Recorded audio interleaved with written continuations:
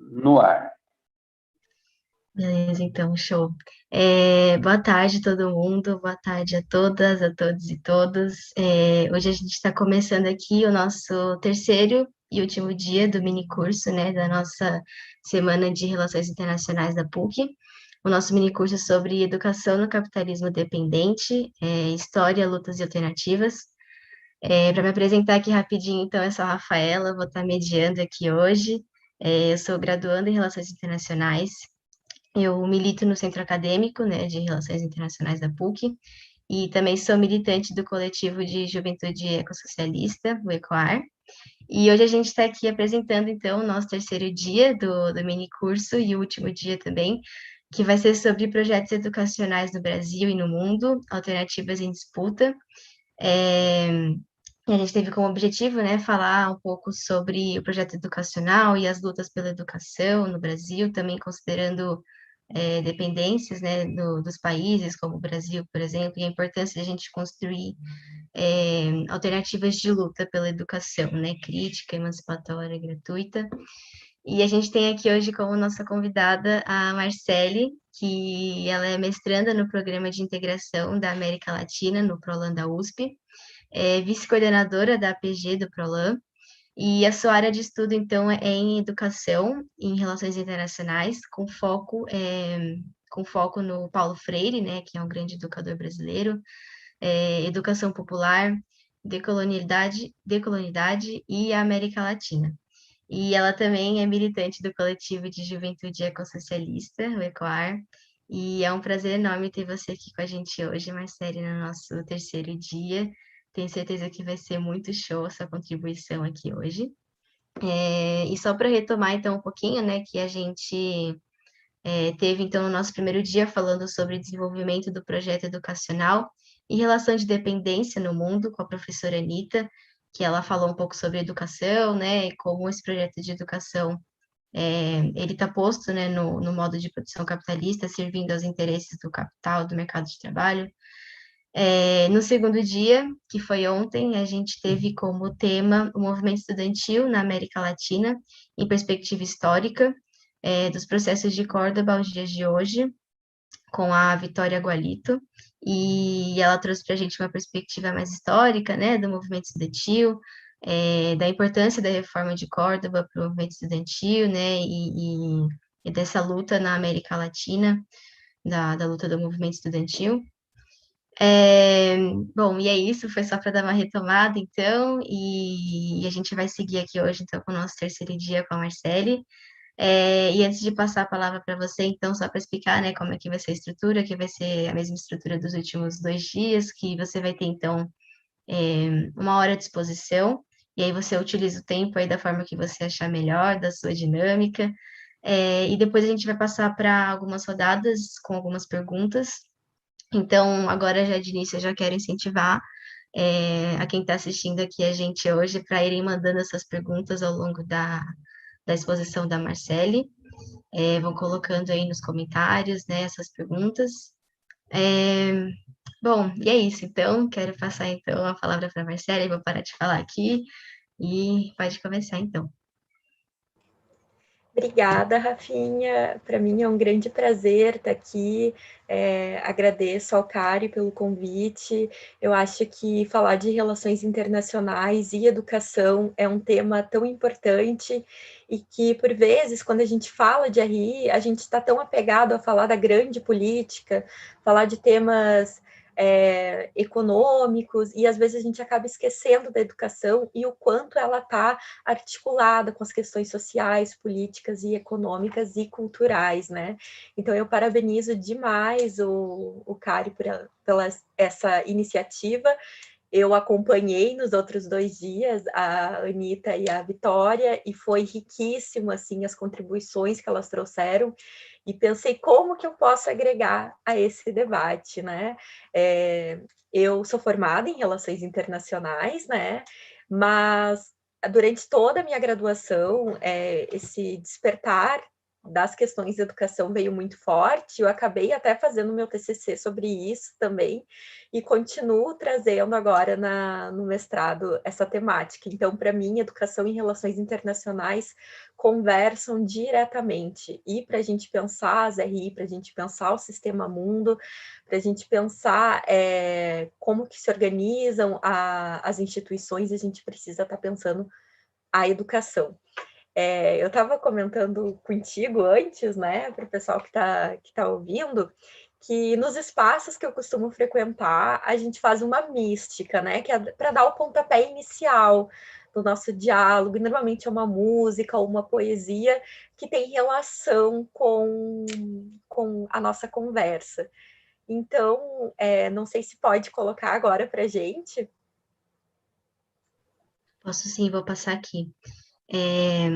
Aí qualquer coisa você me avisa se der algum erro aí, se não estiver aparecendo. Tá bem.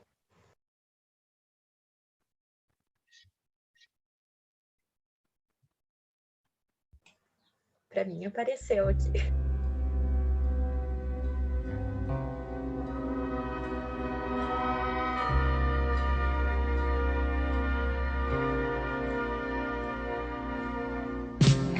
Quero falar de uma coisa. Adivinha onde ela anda? Deve estar dentro do peito, ou caminha pelo ar. Pode estar aqui do lado, bem mais perto que pensamos. A folha da juventude é o nome certo desse amor. Já podaram seus momentos, desviaram seu destino, seu sorriso de menino. Quantas vezes se escondeu, mas renova-se a esperança, nova aurora a cada dia, e há que se cuidar do broto, pra que a vida nos dê flor.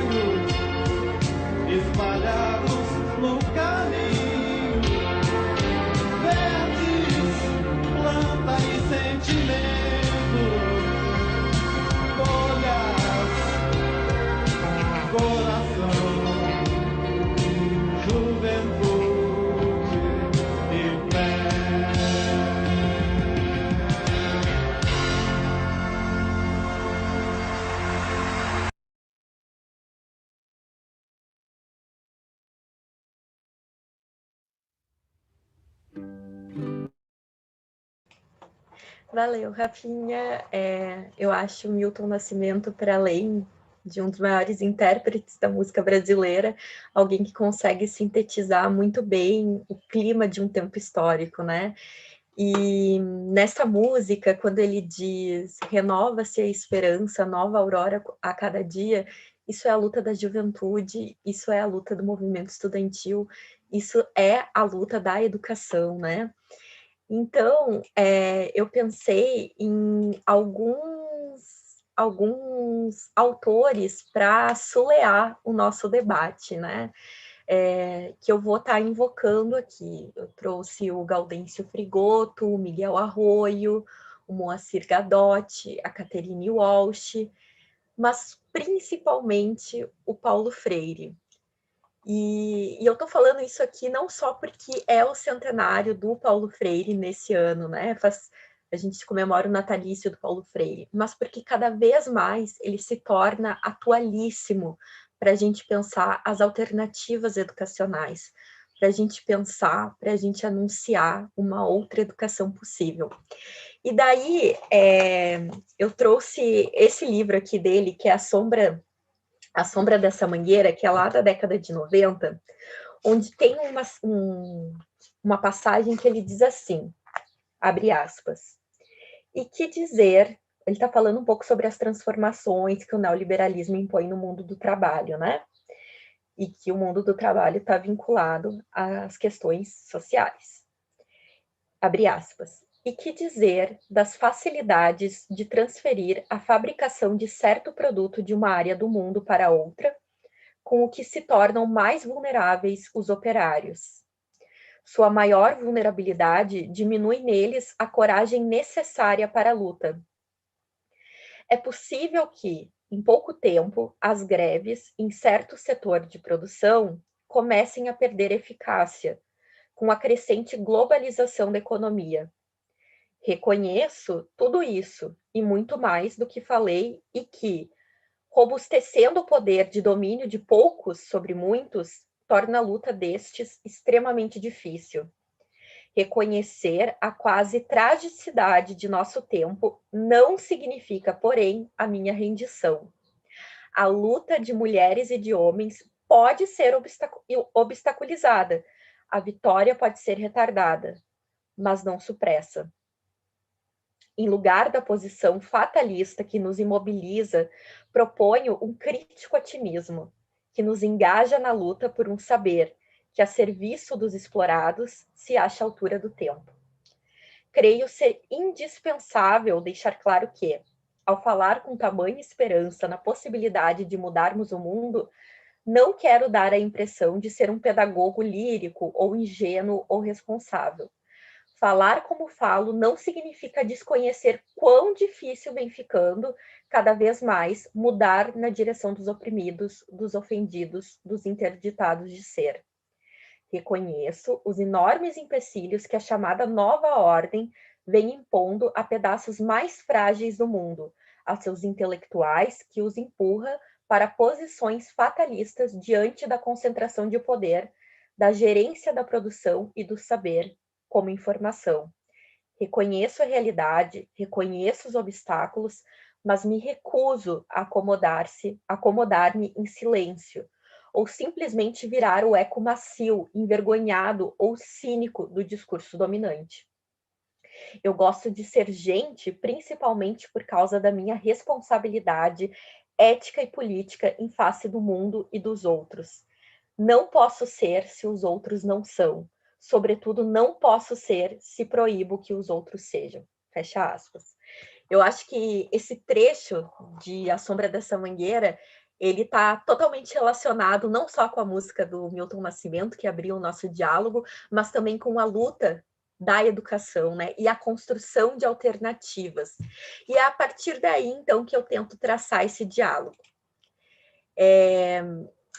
Eu acho que esse trecho, ele acaba nos revelando duas coisas importantes. A primeira é a atualidade do pensamento pedagógico-político e político-pedagógico do Freire, o que mostra também por que ele é o inimigo, né, do governo atual, mas não só do governo atual, de toda essa agenda bolsonarista do projeto civilizatório do neoliberalismo, né? E além disso, esse trecho também mostra o quanto a dificuldade dessa solidariedade de classe e dessa percepção que os explorados e oprimidos têm dessa situação concreta, né? Dessa situação de ser menos, de esmagados, do cansaço existencial imposto por essa opressão, quanto isso fica cada vez mais difícil diante desse estágio do capitalismo, né? Da globalização da economia. E isso torna que cada vez mais fique difícil a gente se organizar, que fique difícil a gente se mobilizar. Cada vez mais o capital avança sobre as relações sociais e rompe com esses laços de solidariedade de classe. Cada vez menos a gente se reconhece entre si, né, e uns aos outros. E isso acaba obstaculizando a nossa assunção de nós mesmos, a percepção de que nós somos sujeitos explorados e oprimidos, nós somos sujeitos amenizados e diminuídos, e que nós precisamos, coletivamente, lutar para transformar essa realidade. E aí, tem algo muito legal também, que ele fala sobre esse fatalismo, né? Sobre esse sentimento de que não dá, é isso mesmo, não vale a pena. Por que eu vou me organizar politicamente? As coisas são assim, elas sempre foram assim, nunca vai mudar. E é verdade que, na maioria das vezes, a gente se sente mobilizado pelo peso da estrutura que parece que não vai ceder. A ordem social vigente, ela é injusta, ela é desumanizadora, ela nos proíbe de dizer a nossa palavra, ela promove a cultura do silêncio, ela impede que a gente conquiste a nossa vocação ontológica histórica em ser mais. Tudo isso nos deixa imobilizado, né? Nos deixa acomodados, nos deixa imersos e não emersos, né? Tudo isso nos leva a adotar uma postura fatalista diante dos desafios do nosso tempo, né? De acharmos que as coisas são como são, não tem como mudar, a conscientização mágica, a consciência mágica também de que as coisas são assim mesmo, é porque Deus quis. Essa é uma postura fatalista, uma postura paralisante, uma postura, sobretudo, ahistórica. Só que Freire nos lembra, e a gente precisa o tempo todo fazer esse trabalho de nos relembrarmos que nada existe fora da realidade e nem a realidade existe fora do domínio humano. Trazer essa consciência histórica, né? Entender que o mundo é histórico e passível de intervenção e mudança, nos coloca em movimento e nos faz perceber que somos sujeitos políticos, somos sujeitos de transformação e que, principalmente, o capitalismo não existe desde sempre e um dia testemunharemos o seu fim. Então, as coisas não são, elas estão sendo. E isso é fundamental para potencializar a nossa luta. Essa consciência histórica sobre esse par indicotomizável que é a realidade mundo é o que nos move, sobretudo é o que nos torna insubmissos, rebeldes, né? Aquela rebeldia educada, né? Na verdade, a gente precisa educar a nossa rebeldia, como diz Paulo Freire, né?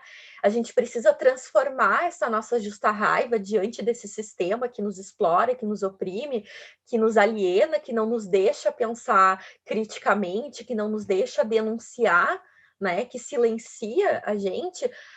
Nós precisamos organizar a nossa raiva, transformá-la em indignação para agir estrategicamente, né? Então, transformar a justa raiva e a indignação em estratégia e organização política. E isso está posto na histórica luta, né, da educação. Só que o Freire nos lembra que a educação sozinha, ela não pode tudo. Só que ela pode alguma coisa. Justamente por isso que, mais uma vez, o Paulo Freire nos lembra que mudar é tão difícil quanto possível, né? A gente não pode ter uma visão ingênua da educação, achando e cair naquele discurso meritocrático, aquela balela de que se a gente conseguir uma educação igualitária para todo mundo, simplesmente vão acabar as desigualdades sociais, né? Escondendo que o próprio sistema, né, o próprio capitalismo é o real produtor das desigualdades. Então, a gente precisa evitar também esse discurso totalmente que busca esconder, busca tanto retirar as responsabilidades do Estado para amenizar e reparar a desigualdade social e as injustiças, como também busca, assim, tirar, lavar as mãos e colocar, bom, agora que todo mundo tem educação, mesmo que as condições sociais, econômicas e políticas de todos não sejam a mesma, mas, bom, vocês têm acesso à educação que é a mesma, então tá tudo certo, se virem a partir daí. Não, a gente não pode, a gente rejeita esse tipo de educação, e, principalmente, a gente entende que é uma visão muito ingênua, né? Achar que a educação sozinha muda tudo. Não, a educação é uma parte de uma totalidade, né? E que, nessa visão, nessa concepção dialética do Freire, a educação é uma das partes que, sem ela, né, a totalidade não seria a totalidade, né? Então, a educação é algo muito importante, mas ela sozinha não muda nada. Então, ela precisa estar sempre articulada. Então, o que eu quero dizer com isso, né? Que a educação é a parte que compõe o todo e que está em relação com esse todo, e que sem essa parte o todo não seria o todo. Que as questões da educação transbordam para o campo social, econômico, político, ideológico, cultural. E assim como as coisas do campo social, econômico, político, ideológico, cultural também transbordam para a educação, são um todo articulado, né? Mas a gente constata isso, a gente reconhece isso, a gente denuncia isso. E aí, e o que mais? Freire nos lembra, de novo, a unidade dialética entre denúncia e anúncio. Toda denúncia implica em um anúncio. Tá? E aqui, essa afirmação é muito importante para a gente pensar juntos e juntas as alternativas de luta na educação, e não somente na educação formal, né? A gente luta, a gente defende uma educação formal, pública, popular, democrática, universal. A gente defende isso, mas a gente entende que também a educação não é só a educação formal. Existem outras educações possíveis acontecendo em espaços diferentes que não aquele da educação formal. E pensar numa educação no capitalismo dependente é pensar todas as exclusões que esses outros tipos de educação sofrem e que não são reconhecidas como educação. Então, fazer esse movimento de percepção sobre as outras formas de educação e tudo aquilo que é deixado pelo capitalismo dependente também é importante para que a gente possa anunciar, já que a gente está denunciando o tipo de educação que nós temos e que nós não concordamos, para que a gente possa anunciar que tipo de educação nós queremos. Porque é nessa dialética do anúncio e denúncia que a gente constrói a utopia crítica, né? Aquela utopia que não é algo inalcançável, não, ela é construída desde o chão de mundo. Ela é construída a partir da materialidade. E ela é possível. Pode ser que ela seja difícil, mas ela é possível, né? É a parte, como o Freire lembra, né? Freire tem dois conceitos muito caros, que são o de situação limite e inédito viável. E eu acho que o próprio capitalismo, como um uma situação limite, ele nos impõe obstáculos, ele nos impõe adversidades, e mesmo assim, nós conseguimos criar inéditos viáveis. Isso aqui eu não estou falando de forma romântica, né? Para achar bonito que a gente tenha que sofrer no capitalismo, não. nem pensar. E não era a intenção de Freire também, quando estava falando sobre esse conceito, que nem é dele, está ligado ao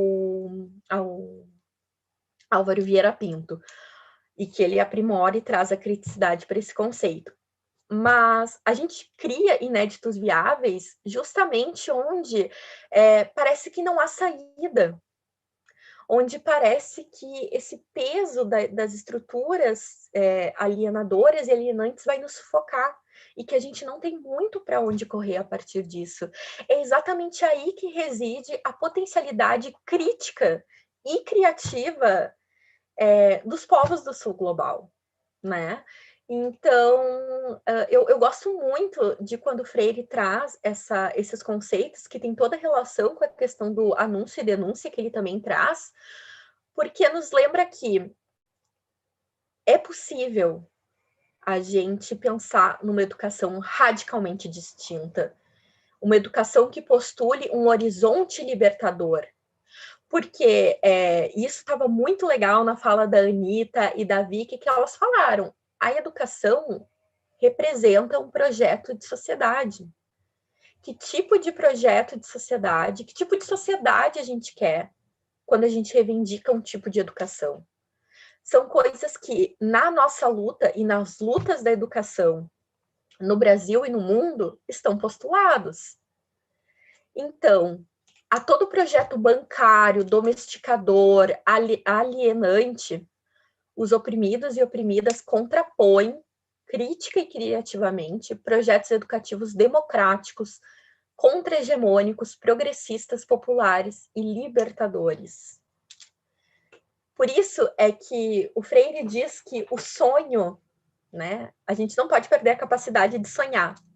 E o sonho é uma parte fundamental do projeto. Não existe projeto sem sonho. Não existe a gente pensar num projeto de sociedade, num projeto de educação, se a gente não se permite sonhar. Só que isso é insuficiente. A gente precisa partir para ação e reflexão, para a intervenção na realidade. Porque esse conceito de ação e reflexão para intervenção na realidade é o conceito da praxis. Nós somos sujeitos de praxis, e mesmo que às vezes a gente esteja tão desumanizado, tão negativado por essa estrutura que nos oprime, às vezes a gente esquece que nós somos sujeitos históricos, inconclusos, inacabados, e que nós somos sujeitos da praxis. Então, lembrar disso é sempre importante como motor da nossa luta, né? E aí, fazendo um diálogo com o que a Vicky estava falando ontem, até porque nós somos do mesmo programa, então a questão da educação na América Latina parece muito forte para a gente. Pensar os projetos educativos na América Latina é pensar em um projeto de sociedade que foi transplantado, que não foi pensado aqui, e que é totalmente eurocentrado, e aqui o eurocentrismo não estou falando a partir da Europa, mas sim como um modo, né, de produção do conhecimento hegemônico, dos que foram educados hegemonicamente, né, para lembrar a definição que o Aníbal Quijano traz. Mas pensar nesses modelos educativos na América Latina é a gente pensar, então, numa educação que não diz respeito, na maioria das vezes, à nossa realidade. E afirmar isso não significa que a gente esteja negando a agência epistêmica e política dos sujeitos que resistem e reinventam essa educação transplantada. Mas, de certa forma, o pensamento original não no sentido da origem, né? Mas no sentido criativo mesmo, de originalidade. Esse pensamento e essa educação que estava sempre ligada ao trabalho e à cultura, querendo ou não, ela foi fragmentada na experiência da modernidade, né? E eu estou falando aqui modernidade porque entendendo a partir do Henrique Dussel, onde a modernidade e a partir dos estudos decoloniais também, né? Onde a modernidade e o capitalismo são coisas, modernidade, colonialidade e capitalismo são coisas indissociáveis, né? Então, lembrar aquela frase do José Martí, do tronco há de ser nosso, e o que essa frase significa? Significa que a gente precisa incorporar teorias, projetos e, no caso atual, políticas educacionais estrangeiras, mas a gente precisa incorporá-las criticamente, fazendo a análise do nosso contexto, da nossa leitura do mundo, pensando a partir do chão de mundo, da onde a gente está. Isso funciona para cá? Isso não? A Anitta trouxe o exemplo, por exemplo, das políticas, das orientações do Banco Mundial e da Unesco, né? E que quando a gente vai olhar, por exemplo, para a nova BNCC, para a reforma do ensino médio, a gente está visualizando aquilo que o capital internacional, a partir dessas instituições, estão querendo para cá, para os países do Sul, né? A gente está falando aqui, no caso da América Latina e do Brasil. Mas a gente precisa olhar criticamente para isso e entender que o tronco há de ser nosso. A gente precisa valorizar a pluralidade das experiências daqui. A gente precisa valorizar as epistemologias, as ontologias, as cosmovisões que conformam a América Latina. O Boaventura de Souza Santos tem um conceito que eu acho muito bom, que é o do latifúndio do saber, né? A monocultura do saber. E para isso ele opõe a ecologia do saber, não só do saber, mas do tempo. A gente precisa olhar para isso e incorporar nas nossas lutas. E aí depois eu vou falar mais para frente o porquê que a gente precisa ser coerente com a educação que a gente quer e o tipo de postura que a gente adota, né? Então, pensar a educação, pensar a luta pela educação, é entender que ela não começa agora, ela começa desde muito tempo. E aqui eu estou fazendo um traço desde da invasão colonial imperial, do início da modernidade, como o Henrique Dussel traz, em 1492, mas desde antes há luta e resistência na América Latina, né? E a gente entende, a gente lê a América Latina como um lugar de enunciação pedagógica. A América Latina, que é uma totalidade, pode ser caracterizada de muitas formas, né? Mas aqui eu estou caracterizando como uma totalidade heterogênea e complexa, como esse lugar de enunciação aqui. Por quê? Porque aqui se inventa e reinventa, se aprende, se desaprende, se aprende e se reaprende na luta, né? Contra essa modernidade, colonialidade que é etnocêntrica, que é excludente, que é regionalista, que é universalizante, né? Que coloca a experiência do colonizador como experiência universal, que coloca a experiência do homem branco burguês como experiência universal e acaba excluindo todas as outras formas de ser e existir, de pensar, de conhecer. Quando a gente fala de luta pela educação na América Latina, isso tem que estar presente, isso tem que estar articulado. A gente tem que ter isso presente na hora da gente propor, da gente contrapor e falar e defender o nosso projeto de educação libertadora. Na praxis, então, crítica e criativa dos povos latino-americanos, subalternizados, subjugados, marginalizados, a pluralidade da experiência foi transformada em exterioridade, no outro. E no outro, sempre naquele par dicotômico, onde o civilizado contrapõe o moderno, o eu contrapõe o outro, e sempre o primeiro par dessa relação é o modelo, né? É o modelo a ser seguido, numa relação hierárquica. E aí pensar a luta pedagógica é fundamental para a gente pensar o fio de continuidade entre o passado, presente e futuro, porque é essa luta pedagógica que carrega a memória coletiva de longa duração de resistência e reexistência. Essa luta pedagógica, a luta em si, ela é estratégia, ela é prática e ela é metodologia. Bom, como eu falei, então, as alternativas, elas são construídas desde o chão de mundo, desde a realidade concreta dos sujeitos, e são fruto de um engajamento coletivo contestatório. A gente não muda nada sozinho. A gente precisa estar sempre em coletivo para transformar, para intervir na realidade. E, com isso, todo padrão de poder exige um padrão de conhecimento. Na América Latina, no capitalismo dependente da modernidade e colonialidade, esse padrão de poder, eu faço a leitura assim, ele é moderno-colonial.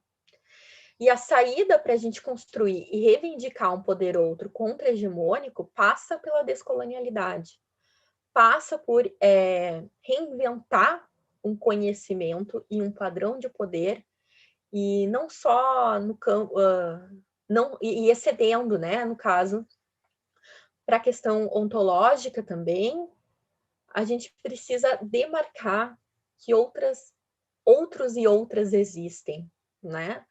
E que esse ser e estar, saber e poder, co-construído e conformado por outros sujeitos, outras corporalidades, outras espiritualidades, é também válido. E é uma forma de existência, né? Então, o que eu quero dizer com tudo isso? Que se a educação é um território em disputa, se é uma arena política, se representa um projeto de sociedade, e que na América Latina, no capitalismo dependente, a gente tem um projeto de sociedade que exclui, que produz desigualdades, a gente precisa, é dever, nos posicionarmos enquanto agentes, enquanto sujeitos políticos e tensionar a educação.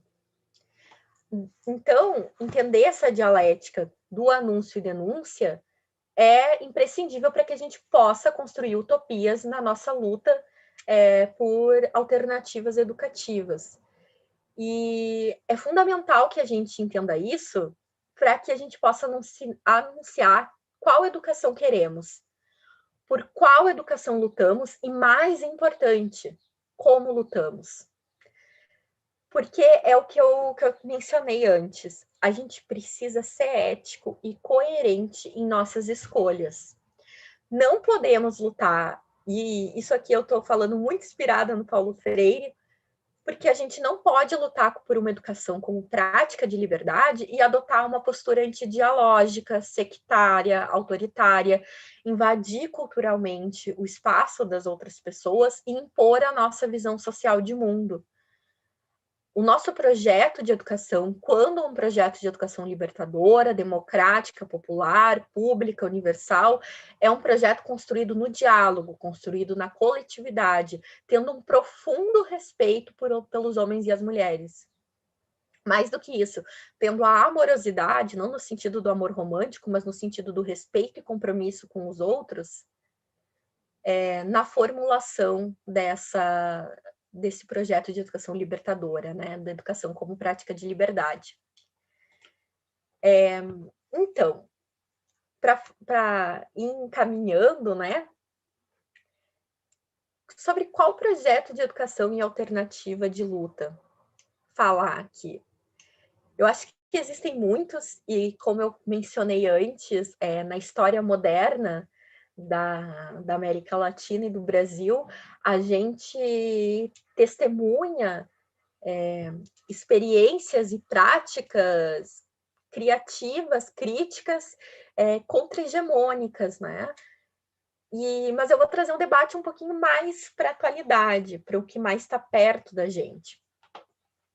Eu acho que existem exemplos concretos de luta por uma educação omnilateral, que tem o trabalho como princípio educativo, que se coloca em oposição à redução da educação ao caráter economicista, e para a formação de capital humano. A Anita colocou isso, né, que nas políticas educacionais formuladas no Brasil, por orientação dos documentos dos organismos internacionais, está muito claro, está muito posto que a formação, pelo menos nesse dualismo, né, da uma educação tecnicista e de uma educação propedêutica, a educação para a classe trabalhadora é uma educação para a formação de capital humano, né? Que está para a classe dominante também, mas principalmente para a formação para a classe trabalhadora é capital humano do mais precarizado, né?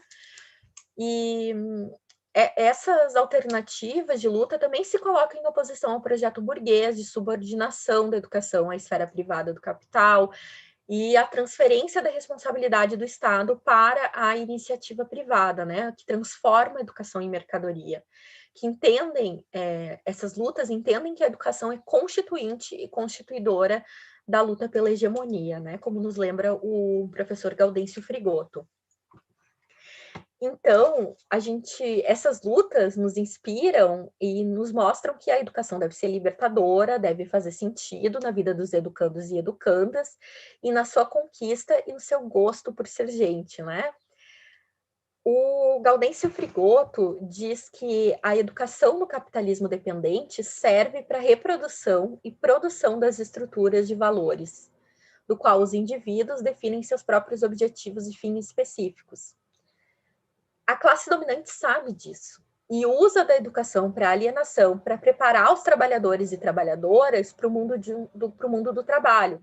O mundo do trabalho totalmente precarizado, onde cada vez mais a gente tem sofrido ataques aos nossos direitos, e cada vez mais a gente se vê em situações desumanas, né?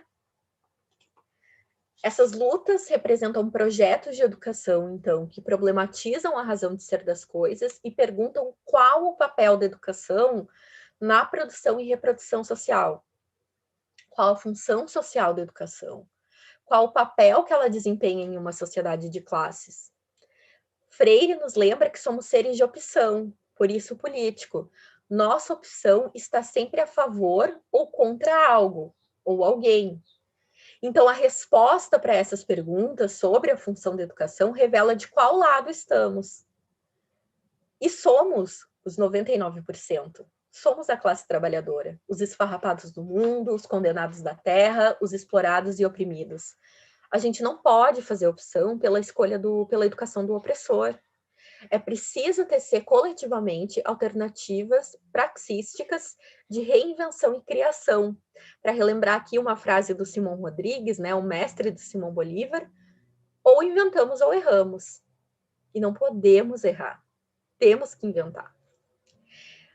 Eu pensei em falar sobre algumas alternativas de luta, né, que expressam tudo aqui que a gente conversou. Tudo que foi falado nessa busca por ser mais, de uma educação libertadora, de uma educação contestatória, que se paute pelo diálogo. Pensei em falar da escola Floresta Fernandes, pensei em falar da universidade dos movimentos sociais, das escolas famílias agrícolas, mas eu acho que tem algo que está muito presente na nossa memória ainda e que foi, assim, um grande exemplo de luta pela educação e que aconteceu no Brasil, mas que teve inspiração em lutas de outros educandos, né, e educandas latino-americanas, e que serve e servirá de inspiração para as lutas futuras, seja no Brasil ou seja fora dele. Estou falando um pouco das ocupações de 2016 que irromperam no Brasil e que foram um exemplo de que o inédito viável pode ser feito, pode ser realizado, e que mostram também que só a luta muda as estruturas, né?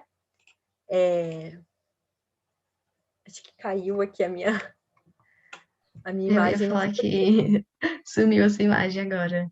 Vocês estão me ouvindo, né? Sim, dá para te escutar. Então só a imagem que saiu. Mas tá tranquilo. Tá bem. Mas então, Rafinha, se tu puder colocar o vídeo para nós, pra gente ver beleza. Tá, vou colocar aqui. É a partir do minuto, do segundo, do 10h50, né? Isso. Tá, beleza. Aí você me avisa se tá aparecendo aí certinho.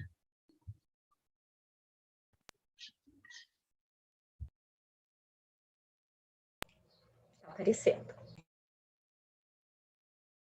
Parabéns a vocês pela ordem.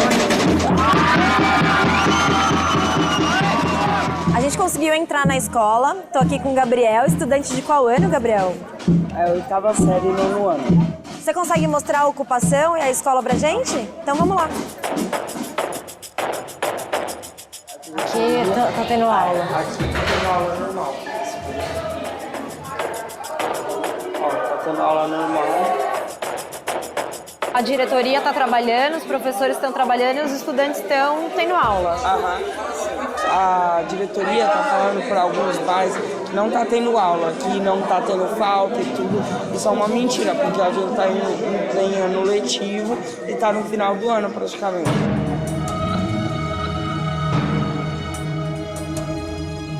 Eu estudo aqui desde a 2ª série. Conheço a diretoria, conheço o espaço, o lugar. Já tenho a confiança dos meus pais de vir a pé. O ensino aqui também que é ótimo. Então, por esse motivo, nós estamos lutando para permanecer aqui. Todo mundo que vê, repara, fala, caramba, né? Parece que é a primeira vez que os jovens se unem por uma coisa única, né? Que é a educação. E eu acho muito bonito isso. Porque, tipo, se não fossem os estudantes, quem que ia ser, sabe? Tipo, porque são os próprios estudantes que vão sofrer com isso. Porque a gente é que tá aqui dentro da sala, a gente é que vai ter que mudar para outras escolas e tal. Então, mesmo se, tipo, os professores se unissem, os pais se unissem, sem os estudantes não ia acontecer nada disso. Por enquanto, a reintegração de posse da Escola Estadual de Diadema foi suspensa. Só que hoje à noite vai ter uma reunião no Fórum de Diadema para decidir qual que vai ser o futuro da unidade. Obrigada, Rafinha. Eu trouxe um pouco desse vídeo, né, para mostrar quais são, exemplificar esses sujeitos de luta e principalmente para ilustrar um pouco e romper com essa, só eu comigo falando, né? Mas para mim, 2016 é muito emblemático e é muito inspirador para as nossas lutas por uma educação. Porque se a aparência dessa luta se a aparência dessa luta é a oposição à reforma educacional do Alckmin, né, o fechamento das escolas, a essência dessa luta dos estudantes em 2016 é uma luta contra a precarização da educação, contra o sucateamento da educação, né? Contra o desmantelamento das políticas educacionais. Eu acho, assim, que 2016 nos serve nos mostra, assim, quais os caminhos e nos dá esperança, né? Aquela esperança crítica, como o Freire fala, não da esperança vã, mas da esperança como ação, né? Como praxis. Foi isso que esses estudantes fizeram. Esses estudantes se colocaram, fizeram a denúncia desse projeto neoliberal de educação, mas eles não ficaram só na denúncia. Eles anunciaram através da ocupação, através da formação de um currículo, porque tudo que estava acontecendo ali era a formação de um currículo, né? Eles estavam arrumando a escola, eles estavam tendo oficinas, há inúmeros relatos, e eu acho que é nesse documentário mesmo, dentre vários que existem sobre as ocupações, onde eles dizem, nossa, eu era cheio de preconceito e tudo mais, e a gente depois discutia sobre questões sociais, questões de gênero, questões de raça, e a gente queria saber mais. Os próprios estudantes foram construindo o seu currículo, né? Eu tenho até um companheiro de grupo de pesquisa que chama o currículo clandestino, né? Que é esse currículo não oficial que os estudantes forjaram na luta concreta, né? Então, essa luta por um currículo autenticamente crítico, onde a forma de conteúdo seja ferramenta de humanização e de leitura da razão de ser das coisas do mundo, né? Que seja instrumento de conscientização sobre os problemas que circundam os alunos. a forma e o conteúdo do currículo precisam fazer sentido na realidade concreta. Isso não quer dizer, de forma alguma, que a gente caia naquele discurso utilitarista, como agora está bombando nas redes sociais, principalmente em função da reforma do ensino médio, de que a gente precisa de educação financeira, porque a escola não precisa ensinar... a escola não precisa ensinar a Bhaskara para os alunos, o aluno precisa aprender educação financeira, que é o que ele vai aprender na escola. Esse tipo de concepção é totalmente utilitarista, né? E não entende o verdadeiro processo de construção do conhecimento. Quando a gente fala de uma educação básica universal, a gente precisa entender que esses conteúdos, como Bhaskara, como coisas que a gente não entende e que a gente acha que não usa na nossa vida concreta, eles precisam estar dentro do currículo. E a gente precisa fazer com que eles estejam. A gente precisa lutar por eles. Também é muito presente nas falas, né, desses ocupantes de 2016 a rejeição à proposta do novo ensino médio, né, que é tecnicista, que faz o escamoteamento das humanidades, que vem de uma ideia de escolha da área do conhecimento. Se vocês jogarem no Google, no YouTube, propaganda do novo ensino médio, é um negócio assim, ó, que parece um trailer de um filme da Marvel, né?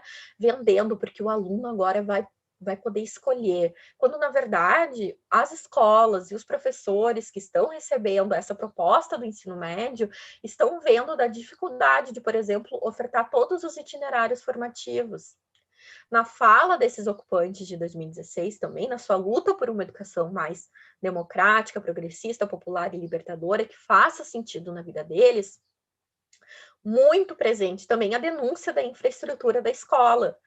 E isso, Paulo Freire, quando foi secretário da Educação, né, do município de São Paulo, no governo da Luísa Erundina, na gestão da Luísa Erundina, ele falava que o descaso com a infraestrutura, né, uma estrutura precarizada, arruinada, janela quebrada, classes riscadas, mostra o descaso do Estado, né, do setor público com a educação, o como aquilo é menos importante. E é muito interessante que essas pessoas, esses guris e gurias que ocuparam as escolas, eles redescobriram a escola, né? Eles encontraram coisas que antes eram negadas para eles e faziam uso, né? Fizeram um uso coletivo, crítico e criativo dessas coisas.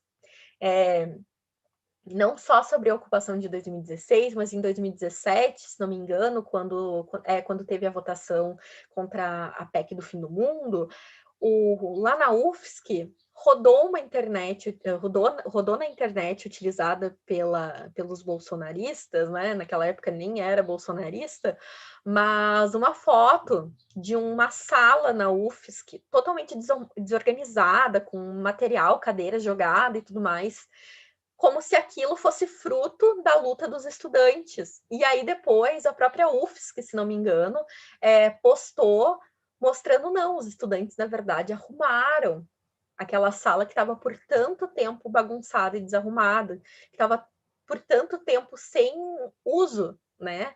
Então, essa luta, essa ocupação, essa denúncia desse projeto educacional, da sociabilidade do capital, e esse anúncio de que tipo de educação a gente quer, uma educação pautada no coletivo, uma educação onde a gente entre na sala de aula e a gente consiga se enxergar, onde a gente consiga dialogar sobre coisas que perpassam a nossa vida, onde a gente possa entender o processo de construção do conhecimento, não mais uma educação que despeje conhecimento nos educandos como se fossem depósitos, né, vazios, onde tu vai lá com conteúdo e joga, não, mas um conhecimento, uma construção do conhecimento dialógico, é esse tipo de educação que reivindica, né?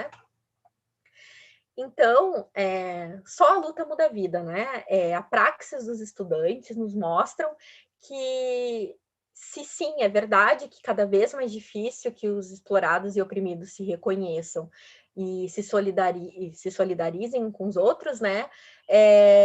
Ao mesmo tempo, se criam essas formas, essas brechas, esses inéditos viáveis, né? De contestação, de oposição, de contra-hegemonia, ao projeto de educação. E uma coisa assim que chama muito atenção no vídeo também, né, na fala dos estudantes, é que, como o Freire estava falando, essa sociabilidade do capital na globalização, né, faz com que cada vez menos a gente se enxergue, né, como iguais, como explorados e oprimidos. E no caso ali dos professores e professoras denunciando, né, os educandos que estavam num momento totalmente pedagógico, lutando por uma educação melhor, nos faz pensar os tensionamentos e as diversas camadas que existem nessa luta, né? Então, para encerrar, que eu já falei demais, garanto que tá todo mundo mandando eu calar a boca, mas é que eu realmente me sinto muito feliz falando sobre isso, falando sobre educação e relações internacionais, porque tudo que a gente está falando aqui é o que tipo de sociedade a gente quer construir quando a gente luta por uma educação a qual a gente defende, né?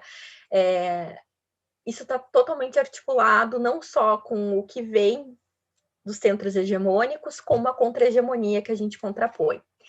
Então, gente, de tudo que foi dito, a síntese que fica é que nem o anúncio, nem a denúncia isolada, né? Mas ambos. E a gente precisa da praxis revolucionária para transformar a realidade.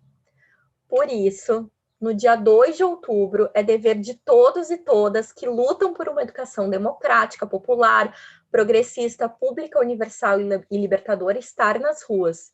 É preciso que estejamos nas ruas denunciando a nossa posição radicalmente contrária ao projeto civilizatório da modernidade e colonialidade no capitalismo dependente que precariza as nossas vidas, que nos explora, que nos oprime, que nos faz enxergar a história como determinismo. Nós somos sujeitos históricos, nós somos sujeitos da praxis e nós vamos transformar a realidade. Então, dia 2, eu espero ver vocês nas ruas. Obrigada, gente. Nossa, Marcela, eu que agradeço demais. Eu fui anotando um monte de coisa que você foi falando. A sua fala foi muito incrível, muito obrigada mesmo. Eu achei muito legal, né, isso que você pontuou sobre a ideologia dominante, né, que usa a educação para formar mão de obra. É um projeto que está justamente atendendo aos interesses, né, desse modo de produção do capitalismo para criar pessoas para esse mercado de trabalho, né? E então tem essa educação que é muito padronizada, né? Como você falou, que é um depósito de conhecimento, assim, que é jogado nas pessoas, né? Na juventude, é uma educação mercantilizada, e ela tem justamente, né, ela é criada assim para atender esses interesses do capital, né? E entender que a educação ela também não é neutra, né? Ela não é neutra, ela está aí sendo construída nessa base aí do modo de produção capitalista. E justamente por isso a gente tem que ter o nosso horizonte de um projeto de sociedade que a gente quer transformar radicalmente, né? Numa educação que seja emancipatória, gratuita, crítica, né? E é justamente por isso que o projeto do Paulo Freire, como você super explicou aí para a gente, é totalmente contra, né? Essa ideologia dominante. Então, ela desafia justamente o capitalismo, que é isso que a gente precisa fazer. E sobre como você falou agora também, né, da importância da praxis, da importância da gente estar na nossa luta coletiva, que não dá para a gente pensar numa luta individualizada, que é justamente também o que o capitalismo quer impor na gente, né, de que, se você não fizer essa parte, né, então o problema é seu, muito esse discurso, assim, de meritocracia também que é colocado, né. E não é isso, né, é na luta coletiva que a gente transforma, é na nossa mobilização popular coletiva, na nossa organização, como você bem já falou, e entender que a gente, né, da juventude, a gente também tem um papel central nisso, né, pensando que a classe trabalhadora compondo aí a maioria da juventude, né, e dos oprimidos e dos explorados. Bom, enfim, fui anotando um monte de coisa aqui, mas também vou parar de falar aqui, vou passar para as perguntas que o pessoal foi mandando. E também queria, né, reforçar isso que você falou do dia 2 agora, que vai ser amanhã, né, de a gente estar nas ruas aí, estar ocupando esse espaço, principalmente diante, né, da nossa conjuntura aí que a gente está passando. Bom, vamos ler aqui as perguntas e eu vou ler aqui para você e você fica à vontade, tá bom? Para responder da forma que você desejar aí, da dinâmica que você quiser, mas eu vou ler aqui as perguntas então e quero incentivar de novo as pessoas para irem continuando mandando as suas perguntas aqui. Deixa eu abrir aqui.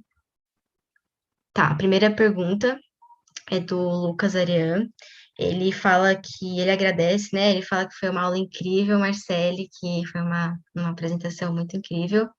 E ele pergunta o seguinte: pensando na ideia de adotarmos práticas de conhecimento latino-americanas de forma anticolonial, gostaria de perguntar como podemos aplicar essa abordagem em uma prática cotidiana. Junto com isso, levando em consideração a grande riqueza e diversidade do pensamento crítico do nosso conhecimento, como poderíamos fazer sínteses a partir das diferentes ideias que temos no pensamento crítico latino-americano?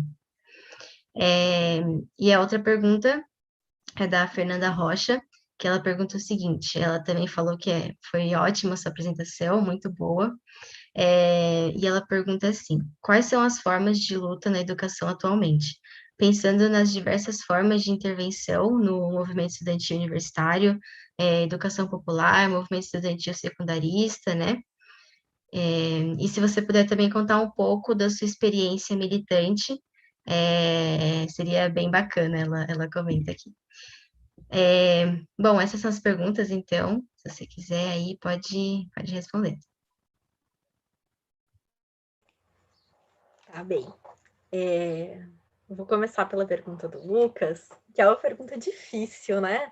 E eu acho que esse talvez seja o maior desafio, a gente ser coerente naquilo que nós pensamos e defendemos teoricamente e aplicar na prática, né? Mas não só aplicar de forma crítica, né? Incorporar isso de forma realmente relacional e dialética. Eu acho que o Freire, eu sempre uso o Freire porque ele acaba sendo meu objeto de pesquisa, meu sujeito da pesquisa do mestrado, então aquela pessoa que não só é uma referência acadêmica, né, mas é uma referência intelectual, uma referência de militante também. E eu acho que o Freire nos fornece uma resposta para isso, que é uma resposta inconclusa, é uma resposta que está em aberto, mas é uma resposta que a gente tem que tentar, né? Que é manter sempre a nossa opção, a nossa opção coerente, né? E eu acho que ele sinaliza muito bem isso quando ele faz a diferenciação, e aí ele bate um pouco na esquerda burocrática, na esquerda stalinista, que bom que ele faz isso, porque ele coloca que a gente não pode ser sectário, a gente tem que ser radical, porque o radical sabe dialogar, o radical sabe da sua opção, mas ele não tenta impor ao outro, ele tenta convencê-lo pelo diálogo, respeitando o outro e a sua visão social de mundo, a sua leitura de mundo. Mas ele não tenta impor. E acho que adotar uma prática anticolonial latino-americana é pensar, agir de forma respeitando, de forma radical, respeitando essa dialogicidade, respeitando o outro, e principalmente tendo uma prática autorreferenciada. Eu acho que isso é um fio de continuidade no pensamento crítico latino-americano, que é múltiplo também, que tem várias vertentes, que tem inspirações, né, diferentes, mas que eles sempre estão propondo um pensamento autorreferenciado, Então, quando a gente lê sobre isso e a gente chega na prática, o que que significa? Significa respeitar aquele espaço da onde a gente está. Significa entender as razões de ser daquele espaço. Significa que a gente vai construir coletivamente, a partir dos sujeitos que naquele espaço estão, construir formas e saídas de construir possibilidades emancipatórias, né? É muito difícil. Claro que é desafiador, porque a gente está sociabilizado pelo capital. A gente foi educado hegemonicamente nessa perspectiva eurocêntrica, né? Para utilizar o Quijano aqui. Mas eu acho que a gente precisa sempre ser coerente na nossa opção, né? Porque senão a gente está transgredindo a ética, como o Freire fala. E transgredir a ética é não ser coerente, é só falar da boca para fora e quando chega na prática não faz. É um desafio. Acho que eu diria assim, é um desafio, mas a gente vai pensando. E claro, a gente não faz nada sozinho, né? Então, sempre buscar saídas, buscar colocar as coisas em práticas coletivamente, porque é assim que a gente aprende, é assim que a gente se move, é assim que a gente tem um acúmulo. E a pergunta da Fernanda, né? Quais as formas de luta na educação? E contar um pouco da experiência militante na educação. Bom, acho que as formas de luta na educação, pelo menos eu acho que tem muitas, e como ela mesma citou, né? A gente precisa expandir esse nosso olhar de que luta na educação se faz só no movimento estudantil, no sentido das universidades. A educação está em outros espaços, está na educação popular, está na educação do campo. A gente precisa ampliar e reivindicar esses espaços como espaços de educação também, para que a gente possa aprender com eles, né? Junto a eles. E a gente precisa, quando a gente fala de formas de luta, a gente precisa estar organizado. Eu acho muito importante, a gente não faz nada sozinho, de novo, né, aqui falando. A gente precisa, onde a gente está, procurar entidades, coletivos e organizações que a gente tem afinidade política, que a gente acha que representam a nossa visão social de mundo, né? O tipo de sociedade que a gente quer construir, o tipo de educação que a gente defende.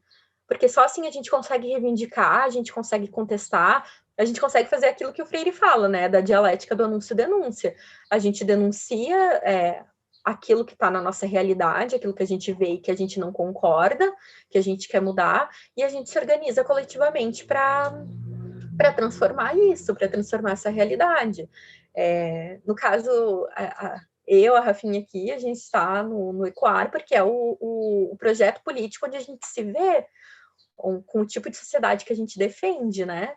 Então, eu acho que é isso, tá organizado politicamente e organicamente, muito mais do que dizer eu faço parte de tal organização, é estar construindo ela, porque isso também é pedagógico, né? A luta é pedagógica, estar conversando, dialogando, é onde a gente constrói conhecimento, é onde a gente desvela a realidade, é onde a gente passa pela conscientização e onde a gente começa a agir.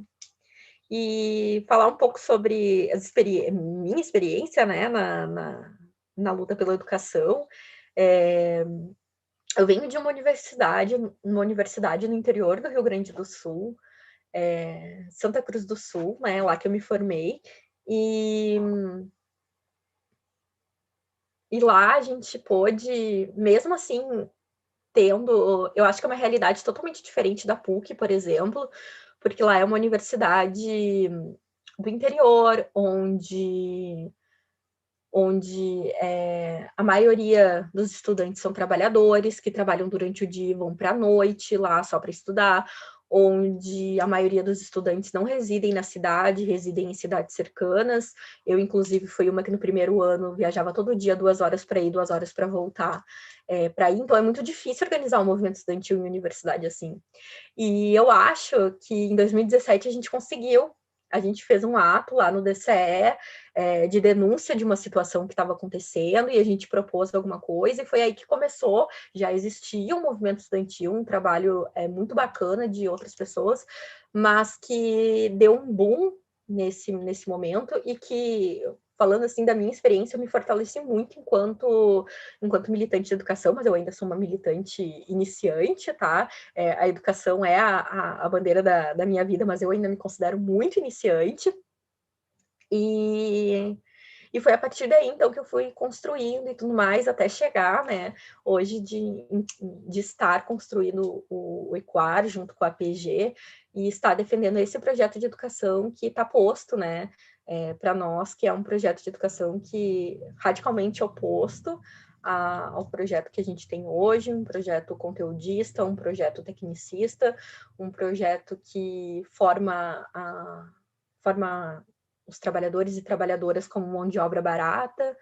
Então, acho que tudo isso, assim, é fortalecedor e é enriquecedor para pensar a militância, né? Então, assim, em síntese, porque eu tendo a me perder muito quando eu não faço roteiro, acho que o que fica se organizem, é muito importante, procurem o DA, procurem o DCE, se não se vê no DA nem no DCE, procurem um coletivo. Só assim a gente consegue transformar um pouquinho as coisas, né? Só assim a gente consegue pensar juntos e pensar em propostas e alternativas que deem conta, não de atender a todas as demandas, né? Porque elas não se esgotam, mas que a gente comece e dê o passo inicial, né? Sim, com certeza. Nossa, muito importante essa fala. Nossa, você foi super completa, assim, respondendo. Como você tinha comentado antes, né, da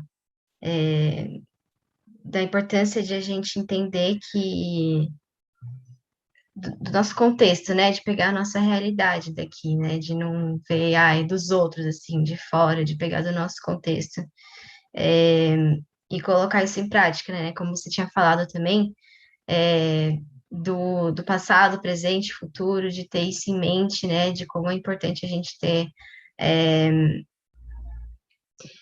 essa visão, né, de acúmulo dessas potencialidades, assim, do nosso espaço. E colocar isso em prática, né, como você também acabou de falar, muito bem, assim, sobre a gente se organizar, não somente o movimento estudantil, né, em outras organizações, cursinho popular, enfim, de várias formas a gente consegue se mobilizar e estar organizado coletivamente, né? Não dá para mudar isso sozinho, tem que ser no coletivo. E, e sobre essa militância orgânica, né? Não é só se organizar, é você estar ali organicamente, tá construindo esse processo ali na militância, né? E não é uma coisa assim, ai, um papel de salvador, vamos salvar a galera aqui. Não, é tipo, é uma estratégia política de militância, né? Então, para a gente realmente ir transformando essa nossa realidade de forma radical.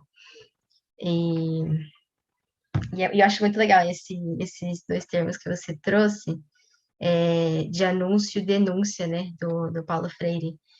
E sobre a gente, como você falou, né, de denunciar esse projeto que está posto agora, que nos oprime, nos mata todos os dias, e de anunciar aquilo que realmente a gente está lutando, qual que é o nosso horizonte, né, de construir um projeto que seja de fato atendendo aos nossos interesses sociais, né, as nossas necessidades sociais da classe trabalhadora.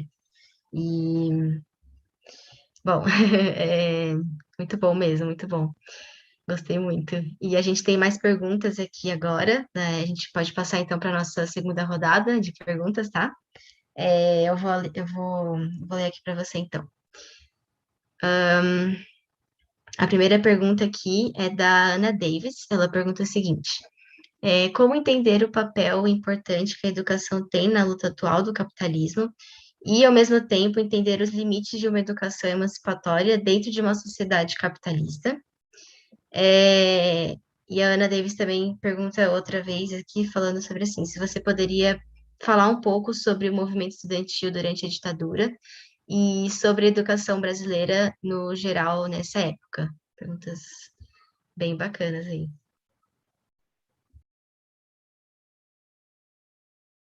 Tu pode repetir a primeira? Claro, como entender o papel importante que a educação tem na luta atual no capitalismo e, ao mesmo tempo, entender os limites de uma educação emancipatória dentro de uma sociedade capitalista, né? Essa é a primeira pergunta. Tá bem. Nossa, outra pergunta difícil. Eu acho que não tem pergunta fácil, né? Porque para a gente pensar os limites, o papel da educação e os limites, eu acho que quando a gente fala de limite de uma educação emancipatória, né? Eu vou dizer assim que eu não gosto muito. Às vezes eu utilizo assim por vício de linguagem, mas eu não gosto muito da palavra emancipatória, porque eu entendo que ela está ligada a um projeto moderno, né? E eu acho que faz sentido, principalmente aqui para a América Latina, a gente falar de libertação. Mas isso é uma leitura, uma interpretação minha. E, de novo, eu acho que pensar os limites eu acho que a educação, de novo, a educação sozinha não muda tudo. Ela não pode tudo, mas ela pode alguma coisa. Dentro dos limites impostos, que é essa situação concreta, que é o capitalismo, né, a gente vai encontrar obstáculos para a concretização da educação que a gente defende. Isso é claro, isso está posto. Então, a educação não pode andar sozinha, né? Ela tem que estar articulada com as outras dimensões de luta da nossa praxis evolucionária. Por isso que pensar o papel da educação no capitalismo dependente é pensar uma educação para a conscientização, para a humanização, para a assunção de si, para que homens e mulheres se percebam como explorados e oprimidos, porque nós somos os 99%, e que, a partir dessa constatação, dessa tomada de consciência, por isso que é muito legal a diferença que o Freire faz também entre a tomada de consciência e a conscientização, porque a tomada de consciência é quando eu me distancio do fato e admiro ele, percebo ele, né? Eu percebo a minha situação de mulher da classe trabalhadora oprimida. Mas isso não basta, é preciso ir além dessa tomada de consciência. É preciso a conscientização, né? A ação. E a conscientização é praxis, é ação e reflexão para intervenção na realidade, para transformação numa situação injusta. Então, o papel da educação é justamente esse, é desvelar a malvadeza, né, e a crueldade da realidade, desvelar quem nos oprime, por que nos oprime, como nos oprime, o que é isso que nos oprime. Dar nome, nomear, desvelar, né? Esse é o papel. Conscientização. A educação como prática de liberdade se faz assim, na conscientização. Só que, é claro, tem um limite, né, no capitalismo dependente. Tem um limite. Enquanto a gente não transformar a estrutura que produz essas desigualdades, que produz essas mazelas, que nos faz ser os 99%, não adianta a gente ficar só na educação libertadora, na educação com prática de liberdade. Não adianta a gente ficar só achando que, não, a gente só na educação tá show. Não, né? A educação sozinha não muda tudo, a educação muda as pessoas, é verdade, e as pessoas mudam o mundo. Mas não só isso. Acho que não só ficar só nessa frase clichê do Paulo Freire não dá, né? Porque daí a gente pode cair numa aposta errada de que tá tudo bem apostar só na educação. Porque se ela não muda o mundo, mas ela muda as pessoas, então, de certa forma, ela muda sim o mundo. Só que não, entende? A gente precisa estar articulado nas outras lutas, na luta política, né? Na luta de ocupar o Estado ao mesmo tempo que contestá-lo, né? Para transformar essa realidade e essas injustiças, né? Outro desafio. Ana, eu diria. Outro desafio, tá? Gostaria de ter uma resposta para isso, mas eu acho que nem a pessoa mais experiente, o militante mais experiente, sabe bem a resposta, principalmente do limite. Eu acho que o papel da educação, a gente sabe qual é, mas os limites, eu acho que até há uma linha tênue entre entender os limites da educação e trabalhar com eles, e ao mesmo tempo se sentir, cair naquele fatalismo, naquele sentimento imobilizante de que, bom, já que existem limites, então não adianta a gente fazer nada, né? Naquele sentimento paralisante. Não, isso também não pode. E falar sobre educação na ditadura e o papel do movimento estudantil em 64, né? Isso. Se eu anotei certo aqui. Eu já vi que eu não tenho muito acúmulo sobre isso, tá? Na verdade, do conhecimento que eu tenho, da leitura que eu tenho, ela tá mais conectada no sentido geral mesmo, né? Do papel fundamental que é o movimento estudantil, mas não só o movimento estudantil, o movimento dos grupos de esquerda, né? Principalmente os grupos comunistas e conectados à igreja, desempenharam na resistência e na clandestinidade, né? Clandestinidade como forma de resistência para contrapor essa forma de educação totalmente bancária e que, de certa forma, inicia aí um projeto, desde 64, com a ditadura militar, principalmente um projeto de universidade que cada vez mais se distancia de uma universidade onde se produz um conhecimento científico crítico, né? E cada vez mais adentra um projeto de universidade onde o conhecimento se torna mercadoria. Eu acho que o que 64 e até a música do Milton Santos, do Milton Nascimento para esses estudantes, né? 64 nos ensina que a história é possibilidade, né? E que tudo aquilo que a juventude, mas eu falo que a juventude como sinônimo de movimento estudantil, mas não é, né? Não é somente a juventude que compõe o movimento estudantil, mas que é possível se contrapor, que é possível propor alternativas, mesmo em meio a uma cultura do silêncio, né? Onde a gente está impedido de pensar criticamente, onde se coloca um currículo e não sei quem tem um exemplo aqui, mas normalmente mães, pais, tios e tias gostam de lembrar da educação moral e cívica, porque na época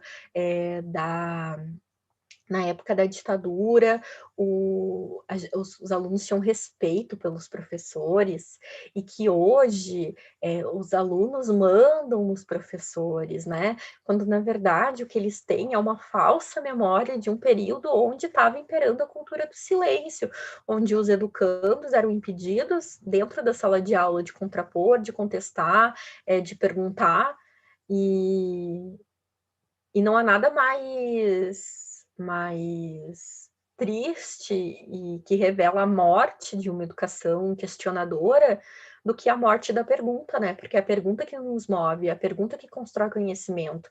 E quando tu postula uma pedagogia da resposta, que era uma pedagogia oficial dos governos da ditadura militar, tu coloca em risco toda a conscientização crítica. E mesmo assim, os movimentos estudantis se organizaram e fizeram contestar. A UNE desempenhou um papel importantíssimo nesse período, né? Mas como eu falei, como eu admito, eu não tenho muito acúmulo sobre esse período, então eu não quero falar nenhuma besteira aqui. Mas peço desculpas por não poder responder à altura, né? Como a pergunta merece. Não, foi uma resposta muito show, super completa. Nossa, tô aprendendo demais aqui, tenho certeza que todo mundo que está assistindo também está aprendendo muito aqui hoje, de verdade.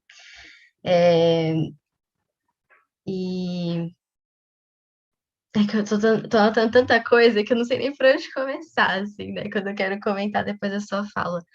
Uma fala impecável, assim. E sobre, né, como você estava comentando, sobre a gente precisa ter essa conscientização para a transformação da realidade, né?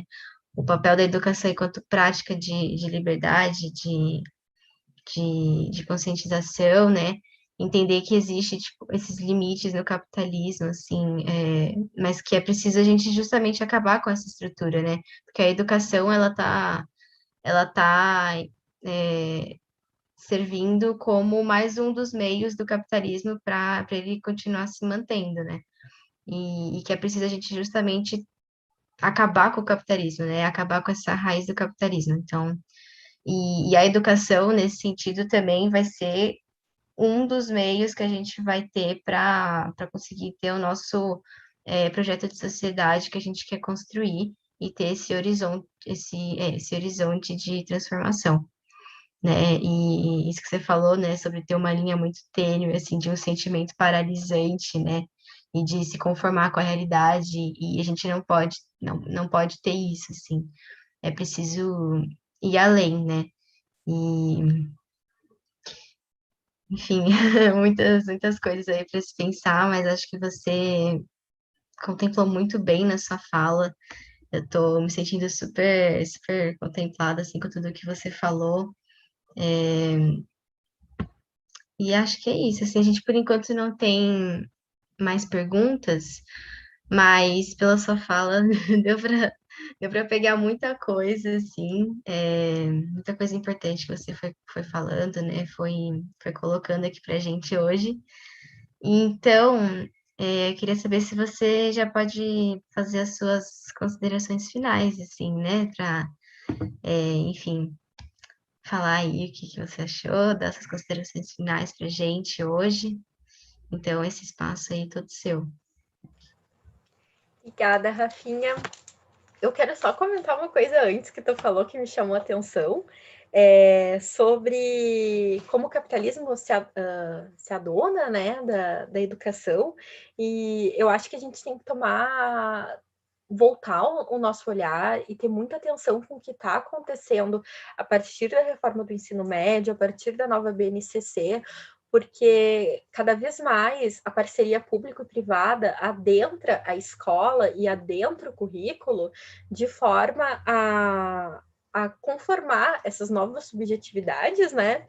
E que são e moldar, né, e formar os trabalhadores aptos que o mercado de trabalho necessita, né? Então, assim, tem algumas empresas, por exemplo, que fornecem institutos, né, que fornecem livros didáticos prontos para as universidades, para as escolas, né? Apostilas prontas, plano de aula prontos para os professores, né? E às vezes os professores cansados, explorados, trabalhando 40 horas em 2, 3 escolas, às vezes professores com 500 alunos ou mais, né? Os professores acham, às vezes, bom isso, né? Então a gente tem que pensar e tudo mais, porque daí chega nela na escola e fala, olha, eu tenho aqui um plano de aula pronto para ti, né? Para ti não precisar se incomodar em fazer esse plano de aula, já que tu é tão cansado, trabalha em várias escolas, tem muitos alunos e tudo mais. Então é esse discurso do neoliberalismo que apresenta, que faz o problema, apresenta uma solução que, na verdade, só quer mascarar a realidade, né? Porque o correto, nesse caso, seria um trabalho digno, um salário digno, em condições dignas para os trabalhadores e trabalhadoras da educação, né? Mas, enfim. Rafinha, eu agradeço imensamente por essa oportunidade de poder conversar, dialogar com vocês. Não sei se dei conta do recado, eu gostei muito de estar conversando com vocês, de estar falando sobre relações internacionais e educação, falar principalmente dessas notas de esperança, né, que são essas lutas de alternativa educativa, né, não só no Brasil como no mundo, e é bom até para a gente não se sentir paralisado, para a gente entender que mudar é tão difícil quanto possível, e que por vezes parece que as coisas estão assim mesmo, e que nada do que a gente faça vai mudar, mas vai. E aí, retomando o que tu falou, e que a Vicky falou ontem também, a gente não chegou aqui sozinho. Muitos e muitas vieram antes de nós. E a gente precisa lembrar disso, porque foi a luta deles que nos trouxe até aqui. E se as coisas estão difíceis agora, no passado já foi muito pior e mudou pela luta, né? Então, é aí que a gente transforma, né? Quando a gente adquire essa consciência histórica de que a gente não está sozinho e que a realidade é sim passível de transformação, que muitos vieram antes da gente e que lutaram para que a gente estivesse aqui e que a gente vai mudar. Uma hora o capitalismo vai ceder, uma hora o capitalismo vai acabar. A gente precisa ter esse horizonte, senão a gente cai em desesperança e fatalismo. Isso é tudo que o capital quer. Tudo. Obrigada. Ótimo, muito bom, Marcele. Nossa, eu que agradeço imensamente aqui pela sua fala, pela sua participação aqui hoje. Acho que deu para construir muito, assim, uma linha, assim, do nosso mini curso, né? Desde o primeiro dia, de ontem, falando dos movimentos, né? Desse processo do movimento estudantil, assim, de uma forma histórica também, né? Da importância de a gente estar vendo isso historicamente também, e trazendo para a gente hoje. E você fechando aqui hoje com chave de ouro, falando sobre como a gente deve colocar isso em prática, né? E enfim, de estar transformando a nossa indignação em luta, né? E, enfim, eu que agradeço imensamente por você estar participando aqui. Antes de encerrar, também queria agradecer muito pela organização também da Fernanda Rocha, do Lucas Ariane, que estão desde o começo aí ajudando na construção do mini curso e também fizeram as mediações, né, nos últimos dias. Queria agradecer também o Humberto, que está aqui na nossa parte técnica, que também está ajudando muito a gente aqui hoje e todos os dias ajudando a gente. E também queria só retomar, né, reafirmar a importância de a gente de estar chamando todo mundo aqui que está assistindo a gente hoje para o ato que vai acontecer amanhã, né, o ato do Fora Bolsonaro, né,